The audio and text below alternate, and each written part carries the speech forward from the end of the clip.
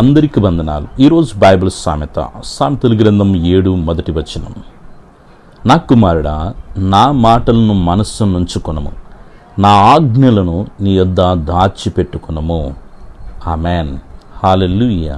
పిల్లారా, మన జీవితాల్లో ఎన్నో విషయాలు మనము దాచుతూ ఉంటాం, ఎన్నో విషయాలు మన మనసులో ఉంచుకుంటూ ఉంటాం.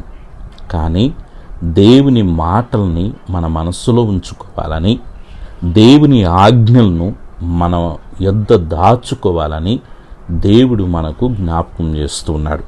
తద్వారా మనశ్శాంతిని, సంతోషాన్ని, ఆత్మీయ ఎదుగుదలని మనము చూడగలం.